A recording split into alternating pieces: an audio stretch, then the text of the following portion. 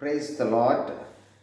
యేసుక్రీస్తు ప్రభువు వారి శ్రేష్టమైన నామములో మీ అందరికీ శుభాలు, వందనాలు తెలియజేసుకుంటూ ఉన్నాను.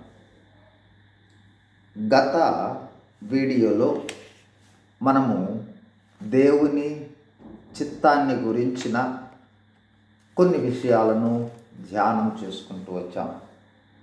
దేవుని చిత్తము అంటే దేవుని యొక్క కోరిక, దేవుని యొక్క ఉద్దేశము, దేవుని యొక్క ప్రణాళిక, దేవుని ఆలోచన విధానము, ఇవన్నీ కూడా దేవుని యొక్క చిత్తాన్ని తెలియజేయటం జరుగుతుంది. క్రైస్తవ జీవితంలో దేవుని చిత్తము చేయుటకు మించిన గొప్ప కార్యము మరొకటి లేదు. క్రైస్తవ జీవితంలో దేవుని చిత్తము చేయుటయే అత్యంత ముఖ్యమైన విషయం. యేసుక్రీస్తు ప్రభువారు ఈ లోకంలో ఉండగా దేవుని చిత్తాన్ని నెరవేర్చాడే కానీ తన ఇష్టాన్ని ఎక్కడ ఇష్టప్రకారము చేసినట్లుగా మనం చూడం. క్రైస్తవులము అంటే యేసుక్రీస్తు ప్రభువును పోలిన వారమని అర్థం. ఈ సమయంలో దేవుని యొక్క చిత్తము క్రైస్తవులనే కాదు కానీ సమస్త మానవాళి పక్షముగా దేవునికి ఒక చిత్తం ఉన్నది. అంటే విశ్వాసులు లేదా క్రైస్తవులు వారు దేవుని చిత్తంలోనికి వచ్చిన వారు. అయితే దేవుని చిత్తంలోనికి ఇంకా రాకపోయినా కూడా ఈ ప్రపంచంలో ఉన్న సమస్త మానవాళి పక్షముగా దేవునికి ఒక చిత్తము లేదా దేవునికి ఒక కోరిక, ఒక ప్రణాళిక ఉన్నది అనే విషయాన్ని ఈ సమయంలో ఈ దినము జ్ఞాపకం చేసుకోబోతా ఉన్నాం. ఆ తర్వాత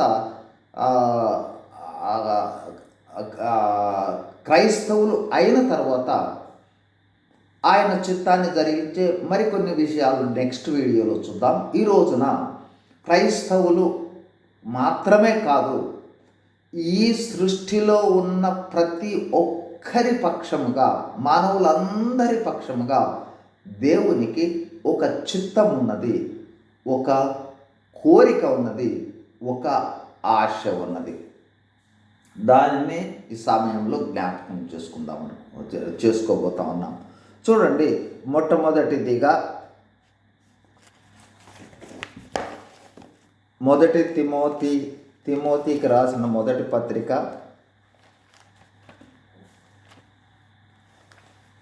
2వ అధ్యాయము 4వ వచనం.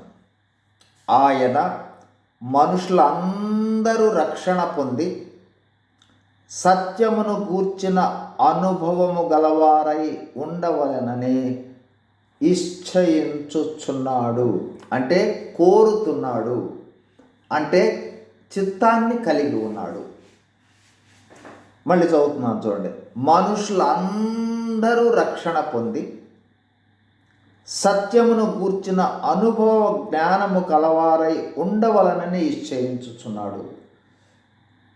రక్షణ పొందాలి, సత్యమును గూర్చిన, సత్యము అంటే నేనే సత్యము, నేనే జీవము, నేనే మార్గమును తెలియచేసిన యేసుక్రీస్తు ప్రభువును గురించిన అనుభవ జ్ఞానము కలిగి ఉండుట దేవుని చిత్తం. అంటే అందరి పక్షముగా దేవుని చిత్తము ఉన్నది. దేవుని చిత్తంలోనికి రావాలని దేవుడు ఆశ కలిగి ఉన్నాడు, కోరిక కలిగి ఉన్నాడు.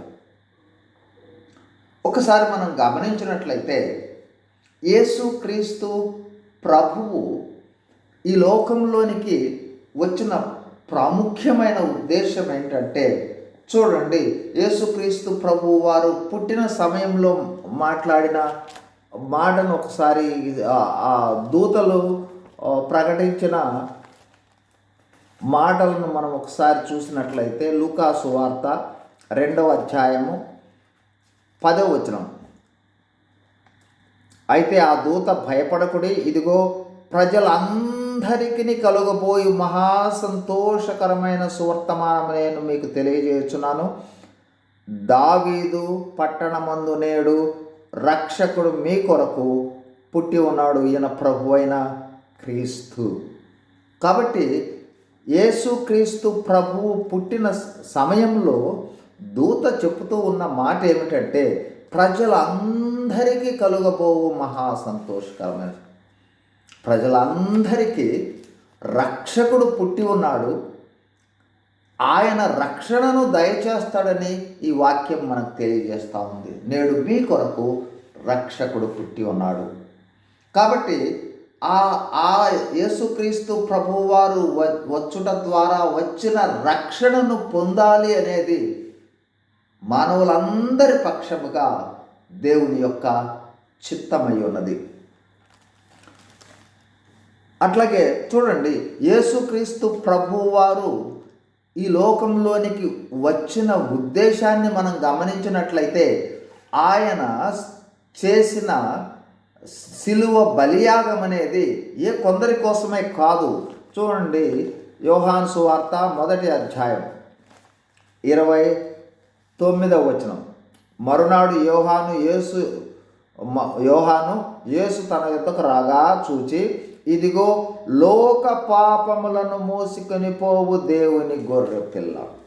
యేసుక్రీస్తు ప్రభువు మత్తయి సువార్త 20:28లో మనుష్య కుమారుడు పరిచారము చేయించుకొనుటకు రాలేదు, కానీ పరిచారము చేయుటకును అనేకులకు ప్రతిగా క్రయధనముగా తన ప్రాణాన్ని అర్పించటానికి వచ్చాడని వాక్యం సెలవిస్తూ ఉంది. అంటే అనేకులు అంటే మానవులందరి కోసము ఆయన తన ప్రాణాన్ని కల్వరి శిలువలో ప్రాణం పెట్టడానికి వచ్చాడు. అదే విషయాన్ని ఇక్కడ దేని కొరకు ప్రాణం పెట్టడానికి వచ్చాడు? లోక పాపములను మోసికొని పోవు దేవుని గొర్రెపిల్లగా లోకములో ఉన్న సమస్త మానవాళి పాపములన్నింటికి చెల్లించవలసిన క్రయాన్ని కల్వరి శిలువలో చెల్లించడం కొరకై వచ్చాడు. సమాధి చేయబడి తిరిగి లేచి ప్రభువారు ఆ కార్యాన్ని ముగించి వెళ్ళుట ద్వారా రక్షణ మానవాళికి అందుబాటులో వచ్చింది. కాబట్టి ఆ రక్షణ మానవులందరూ పొంది ఉండాలి అనేది దేవుని యొక్క చిత్తము.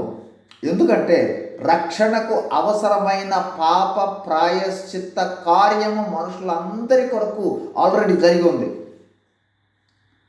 దానిని తెలుసుకొని రక్షణలోనికి రావడము అనేదే ప్రాముఖ్యమైనది. దానిని తెలుసుకొని ఏమి చేయాలి అనే విషయంలోనికి వచ్చినట్లయితే చూడండి, ఇప్పుడు మరొక వాక్యాన్ని మీ గమనంలోనికి తీసుకొస్తాను. అపోస్తుల కార్యములు 17వ అధ్యాయము 30వ వచనం. ఆ అజ్ఞాన కాలములను దేవుడు చూడనట్టుగా ఉండెను. ఇప్పుడైతే అంతటను అందరూ మారు మనసు పొందవలెనని మనుషులకు ఆజ్ఞాపించుచున్నాడు. అందరూ, అంతటా అంటే అందరూ మనుషులు, అన్ని దేశాలలో ఉన్న వారందరూ కూడా మారు మనసు పొందాలని, అంటే రక్షణకు అవసరమైనది మారు మనసు. కాబట్టి మారు మనసు పొందుట ద్వారా రక్షణలోనికి, అంటే ఇంకొక విధంగా చెప్పాలంటే మారు మనసు పొందుట ద్వారా పాప పశ్చాత్తాపము, బాప్తిస్మము, రక్షణ అనుభవంలోనికి, అంటే పరిశుద్ధాత్మ అనే వరాన్ని పొందుట అనేది రక్షణకు సంబంధించి లేదా నూతన జన్మ అనుభవాన్ని గురించి తెలియజేయటం జరుగుతుంది. కాబట్టి మానవులందరూ రక్షణ పొందాలని, రక్షణకు అవసరమైన మారు మనసును పొందాలి అనేది దేవుని యొక్క ఉద్దేశము, ప్రణాళిక అయి ఉన్నది. ఇప్పుడు చూడండి, మరొక వచనాన్ని మీ గమనంలోనికి తీసుకొని వస్తాను. పేతురు రాసిన 2వ పత్రిక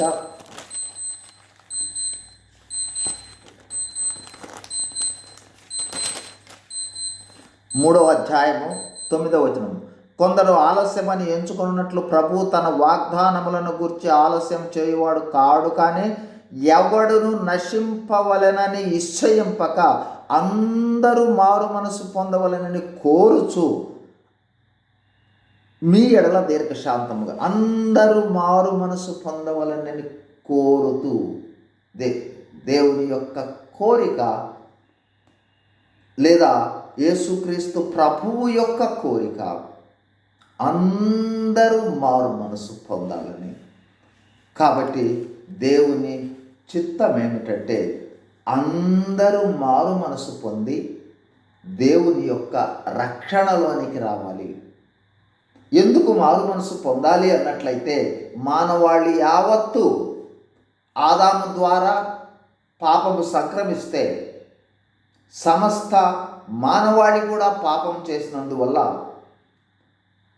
అందరికీ మరణము అనగా రెండవ మరణము అనగా నిత్యాగ్నిగుండము లేదా పాతాళము సిద్ధపరచబడి ఉంది.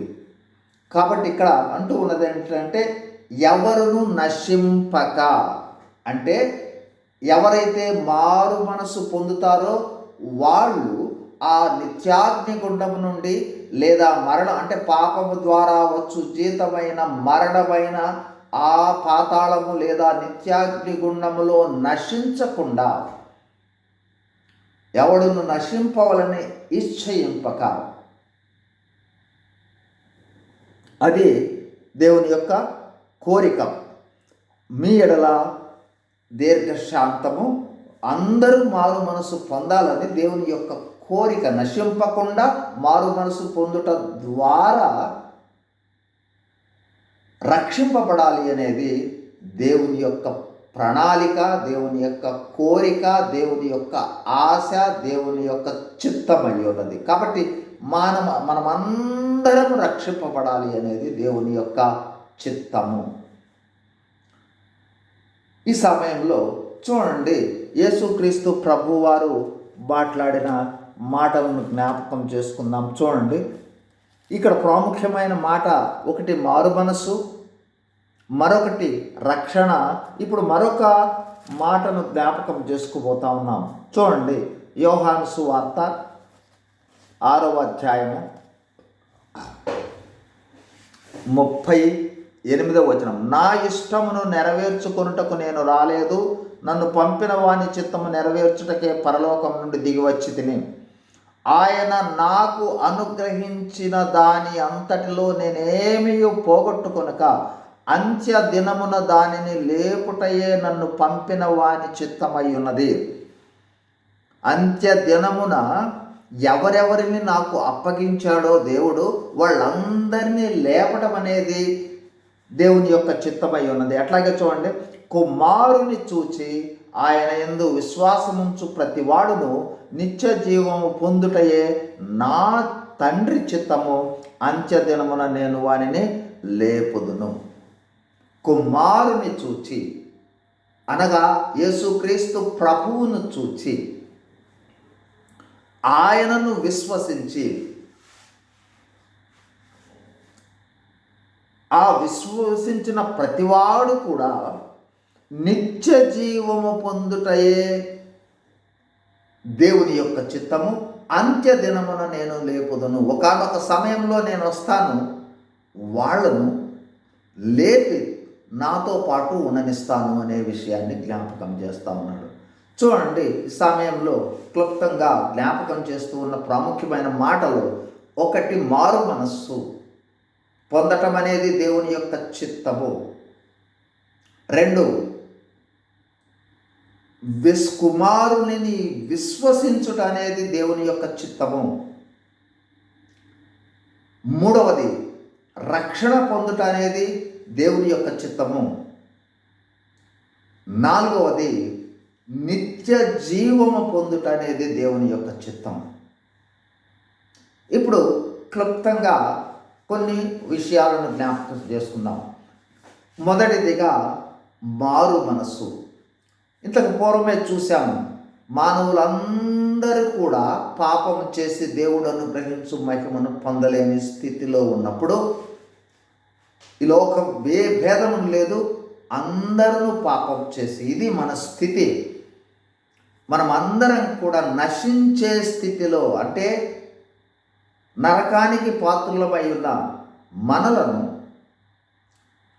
లేదా నిత్యాగ్ని గుండానికి పాత్రులైన మనలను రక్షించుట కొరకై యేసుక్రీస్తు ప్రభువు వచ్చి పాప ప్రాయశ్చిత్తము కల్వరి శిలువలో చేశాడు. ఆ పాప ప్రాయశ్చిత్తము చేసిన ఆ కార్యాన్ని విశ్వసించడం ద్వారా, లేదా యేసుక్రీస్తు ప్రభువును విశ్వసించడం ద్వారా మనము రక్షణలోనికి రావటం జరుగుతుంది. ఎప్పుడైతే అంటే ఉగ్రత నుండి తప్పించబడతాము, నరకము నుండి తప్పించబడతాము, దేవుని సహవాసము కోల్పోయినా లేదా దేవునికి వ్యతిరేకంగా ఉండే స్థితి నుండి మళ్ళీ సమకూర్చబడతాము, మన పేరు జీవ గ్రంథములో వ్రాయబడుతుంది, మనము ఆయన సంఘములో చేర్చబడతాము. ఎప్పుడు రక్షణ వస్తుందో అప్పుడు పరిశుద్ధాత్ముడు మనలోనికి వస్తాడు. కాబట్టి ఈ విధంగా ఆ పాపము నుండి రక్షించబడి, ఇక తర్వాత రక్షింపబడిన తరువాత మన జీవితమే నిత్య జీవము కలిగిన జీవితము. రక్షింపబడిన తరువాత వెంటనే నిత్య జీవము అనేది ప్రారంభమవుతుంది. చాలాసార్లు మనం అనుకునేది ఏంటంటే, నిత్య జీవము అంటే నిత్యము జీవించుట అని అనుకుంటా ఉంటాము. నిత్యము జీవించుట కాదు ఒకటి. రెండవది, చనిపోయిన తర్వాత నిత్య జీవం వస్తుంది అని అనుకుంటాము. అది కూడా వాస్తవం కాదు. నిత్యము జీవించుట అనేది, పాపములో చనిపోయిన వాళ్ళు కూడా నిత్యము నరకాగ్నిలో జీవిస్తూనే ఉంటారు. కాబట్టి నిత్యము జీవించటం కాదు. అట్లాగే మరణించిన తర్వాత నిత్య జీవం రావటం కాదు. నిత్య జీవం అనేది ఎప్పుడైతే మనము యేసుక్రీస్తు ప్రభువును అంగీకరిస్తామో, ఎప్పుడైతే రక్షణ అనుభవంలోనికి వస్తామో, అప్పుడే నిత్య జీవము ప్రారంభమవుతుంది.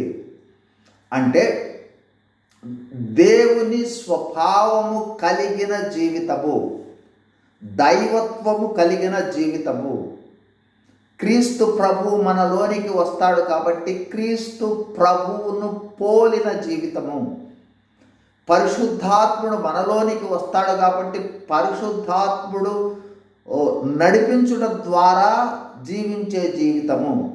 ఇంకొక విధంగా ఉన్నట్లయితే, మనము తండ్రి యొక్క శిరసత్వంలోనికి, కుమారుని యొక్క శిరసత్వంలోనికి, పరిశుద్ధాత్మ యొక్క శిరసత్వంలోనికి వచ్చి, తండ్రి కుమార పరిశుద్ధాత్మ త్రిత్వము కలిగిన ఆత్మ నడిపింపు మీద ఆధారపడి ఈ లోకంలో జీవించటం ప్రారంభించిన జీవితం అంతా కూడా నిత్య జీవము కలిగిన అనుభవమే. ఆ నిత్య జీవాన్ని గురించి, ఈ నిత్య జీవం ఎక్కడి నుంచి? నిత్య జీవానికి ఆధారము యేసుక్రీస్తు ప్రభువే. ఈ నిత్య జీవానికి సంబంధించి మరొక వచనాన్ని యోహాను సువార్తలో చూడండి. యోహాను సువార్త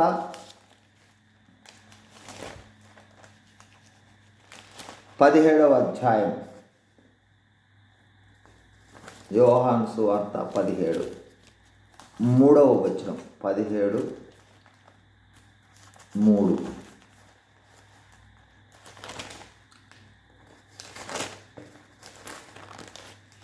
చూడండి.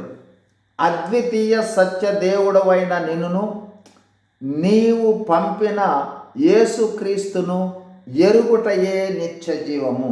అంటే ఎప్పుడైతే రక్షణ అనుభవంలోనికి వచ్చామో అప్పుడు దేవునిని తెలుసుకుంటాము, అప్పుడు యేసుక్రీస్తు ప్రభువును తెలుసుకుంటాము. యేసుక్రీస్తు ప్రభువుని దేవునిని ఎంతగా తెలుసుకుంటూ ఆ విధంగా వారి ఆధీనంలో ఉండి వారిని పోలి ఈ లోకంలో జీవించే జీవితము నిత్య జీవము కలిగిన జీవితము. అంటే రక్షణతో దేవుడు మనలోనికి వస్తాడు, యేసుక్రీస్తు ప్రభు మనలోనికి వస్తాడు, పరిశుద్ధాత్ముడు మనలోనికి వస్తాడు. వచ్చిన దేవుడు నిరంతరము ఉంటాడు. అనగా ఈ లోకములో ఉండగా ఈ తండ్రి కుమార పరిశుద్ధాత్మ ఆధీనంలో ఉండి యేసుక్రీస్తు ప్రభువును పోలిన జీవితము జీవిస్తూ, పరిశుద్ధమైన జీవితాన్ని జీవిస్తూ ఆత్మ ఫలాలైన, చూడండి గలతీయులకు రాసిన పత్రిక గలతీ 5:22, గలతీ 5:22.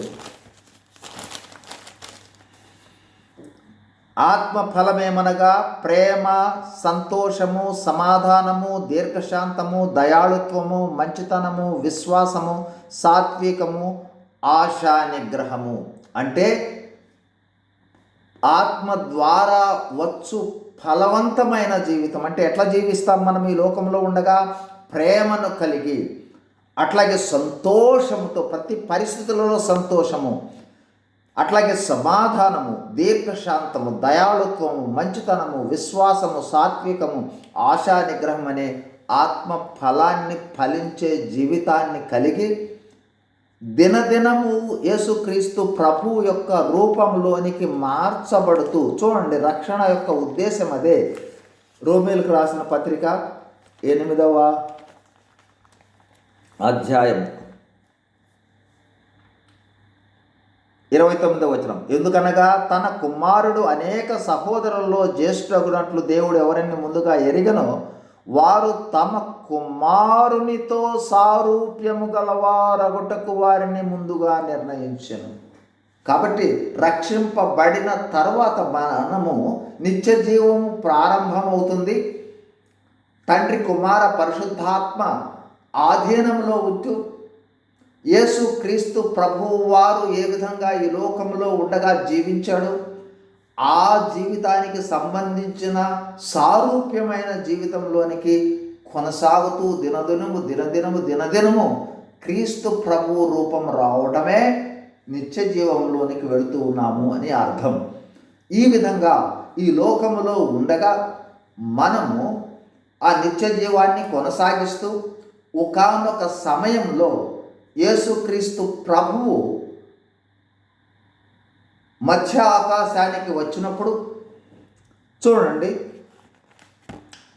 మొదటి యోహాను పత్రిక, యోహాను రాసిన మొదటి పత్రిక 3వ అధ్యాయం 2వ వచనం. ప్రియులారా, ఇప్పుడు మనం దేవుని పిల్లలై ఉన్నాము, మనం ఇక ఏమవుదామో ఇంకనో అది ప్రత్యక్షపరచబడలేదు, కానీ ఆయన ప్రత్యక్షమైనప్పుడు ఆయన ఉన్నట్లుగానే ఆయనను చూతుము కనుక ఆయనను పోలియుందుమని ఎరుగుదుము. ఆయన ప్రత్యక్షమైనప్పుడు అంటే మధ్య ఆకాశంలోనికి యేసుక్రీస్తు ప్రభువు వచ్చినప్పుడు ఆయన రూపంలోనికి మార్చబడతాం, యేసుక్రీస్తు స్వరూపంలోనికి మార్చబడతాం. ఆ తర్వాత ఆయనతో పాటు, అంటే విడదీయరాని బంధం అన్నమాట. రక్షణతో ప్రారంభమైన బంధం ఇక విడిపోయేది కాదు. ఆయనతో పాటు 7 ఏళ్ల కాలము మధ్య ఆకాశంలో ఉంటాము, ఆయనతో పాటు భూమి మీదకు వస్తాము, ఆయనతో పాటు 1000 ఏళ్ల పరిపాలనలో ఉంటాము, ఆయనతో పాటు నిత్యత్వంలో ఉంటాము, నిరంతరం ఉంటాము. కాబట్టి ఈ జీవితమే నిత్య జీవము. నిత్యము దేవునితో యేసుక్రీస్తుతో కలిగి ఈ లోక ములో రక్షణతో ప్రారంభమైన తరువాత నిరంతరము దేవునితో సంబంధాన్ని కలిగి జీవించే జీవితమే నిత్య జీవము. కాబట్టి ఈ సమయంలో మనం జ్ఞాపకం చేసుకుంటూ ఉన్న విషయం, ప్రియ సహోదరుడా సహోదరి, ఈ నిత్య జీవము అనుగ్రహించుట అనేది దేవుని చిత్తము. అందుకు అవసరమై యేసుక్రీస్తు ప్రభువుని లోకంలోనికి పంపించాడు. యేసుక్రీస్తు ప్రభువారు నిత్య జీవము దయచేయటానికి అవసరమైన పాప ప్రాయశ్చిత్త కార్యము కల్వరి శిలువలో చేశాడు. అందరి కోసం చేశాడు. వింటూ ఉన్న ప్రతి ఒక్కరి కోసం చేశాడు. అయితే ఆ కార్యము ద్వారా వచ్చు నిత్య జీవము ప్రతి ఒక్కరూ స్వతంత్రించుకోవాలి అనేది ఆయన యొక్క చిత్తము. అందుకు అవసరమైనది మారు మనసు పొంది యేసుక్రీస్తు ప్రభువును విశ్వసించి రక్షణలోనికి వచ్చినట్లయితే మనము పాపము నుండి పాప ఫలితాల నుండి రక్షింపబడి నిత్య జీవము కలిగిన జీవితంలోనికి ప్రవేశిస్తాము. ఆ తర్వాత